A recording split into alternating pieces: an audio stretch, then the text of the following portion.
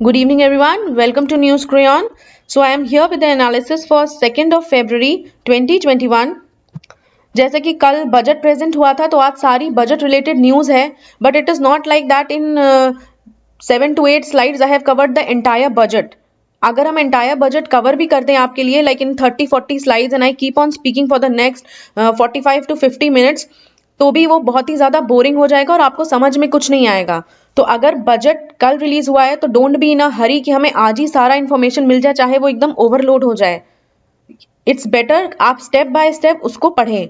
All right, so today I have made the news entirely about the budget, but for this week what I will be doing is I will be making the current affair analysis as usual, but last में I will be also adding the budget related news. All right, क्योंकि आप exams के लिए बैठ रहे हैं, ना कि नेक्स्ट फाइनेंशियल मिनिस्टर की पोस्ट के लिए अप्लाई कर रहे हैं. तो द इम्पोर्टेंस से तो ये इंपॉर्टेंट है कि आप बजट को समझ लेना, कि आप हर लैंग्वेज का हिंदी इंग्लिश उर्दू में प्रिंट आउट निकाल के उसको स्टॉक करके अपने स्टडी टेबल पे रख लें. ओके, अभी फेब्रुअरी स्टार्ट हो गया है, 4-5 मंथ्स बचे हैं, so use it wisely.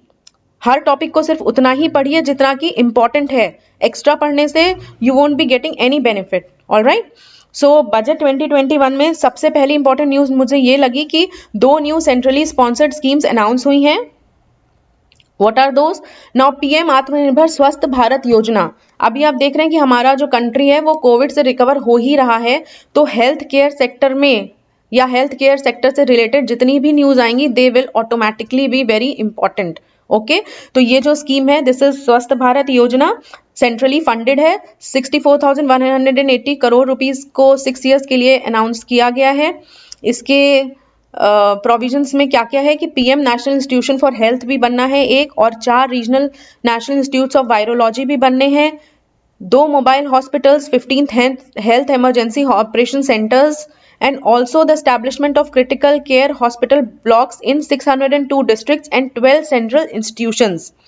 Biosafety level 3 laboratories भी बनेंगी, और रीजनल रिसर्च प्लेटफॉर्म भी एक बनाने का प्रोविजन है for WHO for basically for south east Asia region. All right, and 70 new public health units भी बनेंगी, और 33 एग्जिस्टिंग जो पब्लिक हेल्थ यूनिट्स हैं उसको स्ट्रेंथनिंग करने का भी प्रोविजन है. And it also says that कि इंटीग्रेटेड हेल्थ इंफॉर्मेशन पोर्टल जो है उसको सारे ही स्टेट्स और यूनियन टेरिटरीज में उसको एक्सपैंड करना है, तो ताकि पब्लिक हेल्थ जितनी भी पब्लिक हेल्थ लैब्स हैं they can be well connected. All right, basically I have highlighted all the points so that अगर indirect question भी आता है so you should basically know कि इसके अंदर क्या क्या चीजें हैं. Okay, so let's look at the next scheme. The next scheme says that Mission Poshan. Now it will be launched with the objective of improving the nutritional content, delivery, outreach and outcome. And this will merge the Poshan Abhiyan and the supplementary nutrition programs. और ये 112 aspirational districts में ये mission launch किया जाएगा, ताकि वहां पर जो न्यूट्रिशनल आउटकम है उसमें इंप्रूवमेंट हो सके. तो ये एस्पिरेशनल डिस्ट्रिक्ट्स हैं क्या? ये एस्पिरेशनल डिस्ट्रिक्ट्स वो होते हैं जहां की जिनकी सोशल इकोनॉमिक जो कंडीशंस हैं या जो इंडिकेटर्स हैं वो काफ़ी ख़राब होते हैं, लेकिन अगर इन डिस्ट्रिक्ट्स में इन्वेस्टमेंट किया जाए और इनका इंफ्रास्ट्रक्चर और इनका सोशल इकोनॉमिक कंडीशंस को बढ़ावा दिया जाए तो वो ह्यूमन डेवलपमेंट में भी रिजल्ट करेगा, and that will automatically add to our economy. So कि यहाँ पर improvement means improvement in the quality of life of the people, and thereby they will be helping in our adding to our economic growth. Okay, so these are aspirational districts. Now the next news says that fiscal deficit estimated to be 9.5% of GDP for financial year 2021. Now as you all know that Covid की वजह से काफ़ी सारे relief packages government ने announce किए थे, and plus पूरा lockdown रहा था, इंडस्ट्रीज भी बंद रही थी, तो उससे जो हमारी इकोनॉमी है that contracted about 7.7%. Okay, it was an adverse effect for our economy. तो इस बार का फिजल डेफिसिट जो है वो 9.5% हो गया है, will increase up to 9.5%.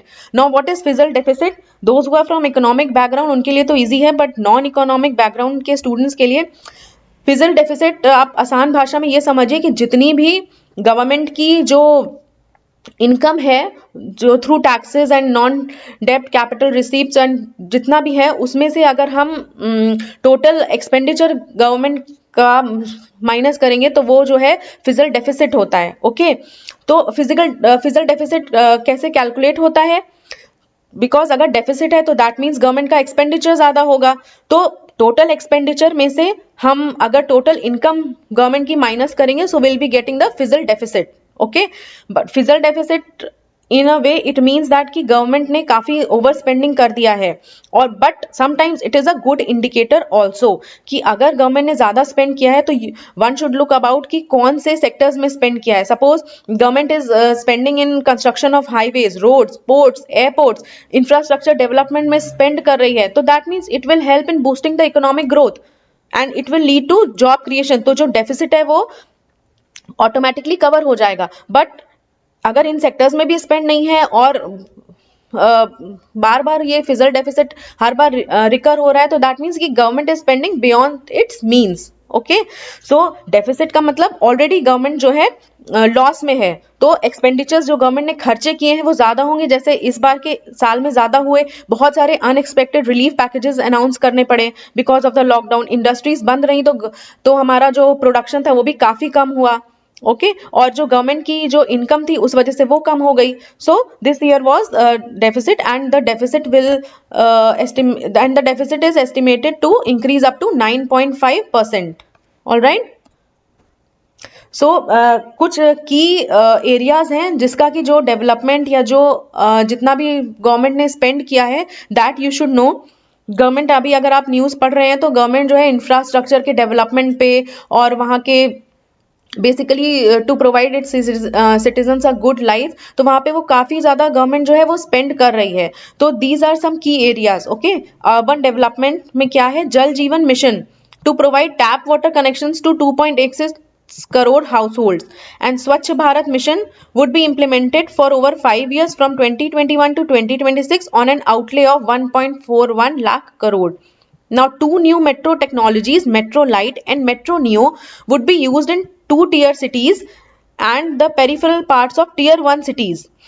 अच्छा, ये टीयर 2 और टीयर 1 सिटीज क्या है? बेसिकली जितनी भी सिटीज है ना, उनको there are some parameters like standard of living, वहाँ का एक्सपोजर, वहाँ की जॉब अपॉर्चुनिटीज, वहाँ का इंफ्रास्ट्रक्चर, वहाँ की इंडस्ट्रियल ग्रोथ कैसी है, उस बेसिस पे उनको टीयर 1, टीयर 2, टीयर 3 में डिवाइड किया गया है, and also depending upon the population.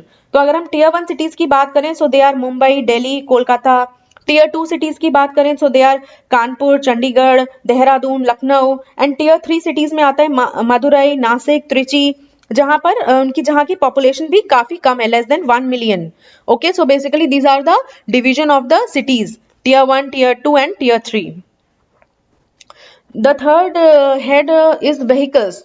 So vehicles में क्या है? आपको पता है स्क्रैपिंग पॉलिसी भी अभी लॉन्च हुई है, क्योंकि एनवायरमेंटल पोल्यूशन होता है, हम we keep on using the old and unfit vehicles. तो ये होगा कैसे कि जब भी आप अपना व्हीकल का फिटनेस सर्टिफिकेट लेने जाओगे तो वहां पर अगर आपका vehicle like 20 years for personal vehicles and 15 years for commercial vehicle, तो अगर आपका व्हीकल 20 ईयर्स से पुराना है तो यू विल बी टैक्स्ड, और अगर कमर्शियल व्हीकल है वो 15 साल से पुराना है तो वो भी टैक्स्ड होगा। एंड ये स्क्रैपिंग पॉलिसी भी है। Okay, so they will be regarded as unfit and you will have to sell them to scrap.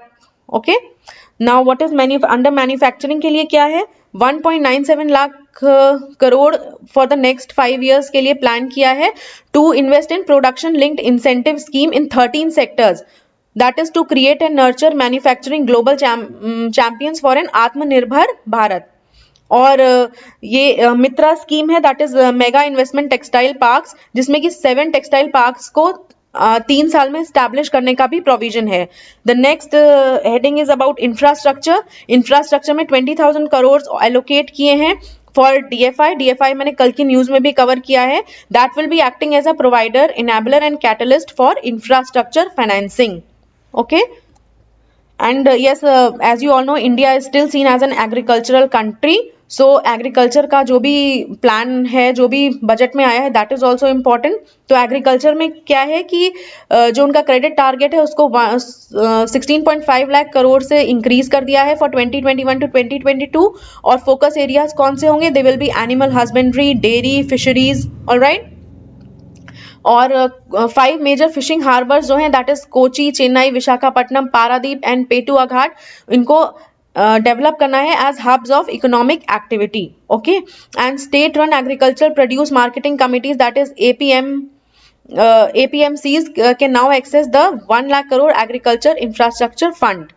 And then research and development, why this is important? Because for this vaccine and all, lot of research and development was done. So at least for this year, whatever is R&D is being done, that is very important. Okay, rupees 50,000 crore earmarked for over 5 years for the creation of a national research foundation.